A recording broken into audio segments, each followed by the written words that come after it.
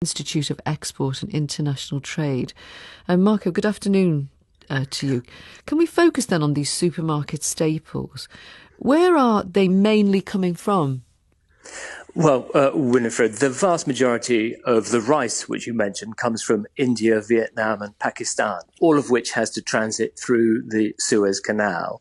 Palm oil and packaging are sourced from Southeast Asia. And currently, we're seeing that they're having to divert to go around the southern tip of Africa, the Cape of Good Hope, which adds cost and delay. And we're in a time when the container rates are frankly going through the roof. Are they being attacked on this diverted route, or are they diverting to avoid being attacked?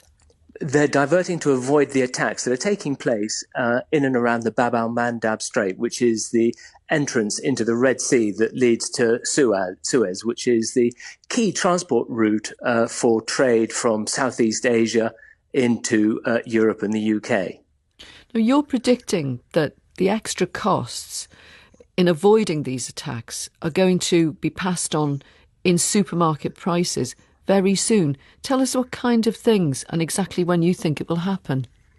Well, we're going to see definitely price pressure. We're going to see the possibility of shrinkflation and also availability problems. And we're going to start to see those in the next week or so because the delays have been in place for about a month now. So stocks will be running low. But in addition to the supermarkets, there are also a huge number of small businesses that are being impacted. And I was speaking with a number of small businesses over the weekend, and they've seen their costs for shipping from Asia to the UK going up by more than 250%. And that has to feed through to consumers, unfortunately. It's also affecting some of the big chains, isn't it? IKEA said before Christmas its supplies of furniture were going to be reduced. Yeah, IKEA, Electrolux, Next are the most recent ones to have announced that there are problems. But these challenges are going to feed through for many months because key ingredients, grains that you've mentioned, palm oil, tea and coffee from East Africa are all being impacted. Let me bring in Rachel Waring. She's the managing director of an independent furniture company, Waring's Furniture. It's based in Norfolk. Rachel, welcome. Tell us a bit about your business.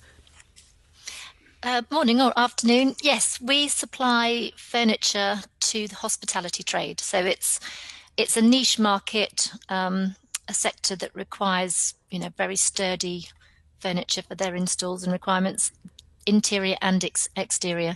And although we do a lot of production in-house, there are some elements of what we supply that we do import from Asia, and we have had container shipment delays as a result of this Red Sea issue. So how is that affecting the business? Well, it is really problematic, not just for us, but our clients. So the winter season is when some of our large clients that have hotel park, like sort of park resorts, holiday parks, they do their refurbishments and we deliver in their exterior furniture and interior furniture. And it means we can't hit the date of the refurb. So it's going to have a knock-on effect to us as well as the client because we will then want to make up for the delay by offering installs as opposed to bulk deliveries. And it just knocks out all of the profit from the jobs, to be perfectly honest. Can you talk us through then some of the prices? Because when this kind of thing happens, the price of a container load shoots up, doesn't it? Give us some examples. So we've experienced this obviously during COVID because during the COVID time when there was a lack of containers available around the world, the prices shot up by 800%. So a standard price of a container, which we pay for in dollars, would be $1,200 for a 40-foot container. At the moment, the pricing, we've had a live price today for a container that's now shot up already to about $4,500. And although what we have sold was priced at the sort of standard rate, when we're now confirming prices for the end of this year and the beginning of the following year, we're going to have to bake in the potential increase because we don't know how long this is going to go on for. I can't see it changing anytime soon. So we're going to have to put in those, potential increases in prices and to protect ourselves. And that's obviously not great for the UK inflation. How big a company are you, Rachel? How many jobs depend on you being able to make a profit and keeping going?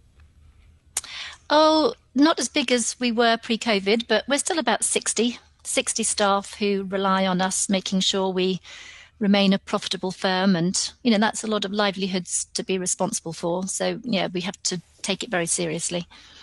Marco Forgione, as Rachel was saying, we've been here before during COVID, weren't we, where the price of these containers absolutely rocketed.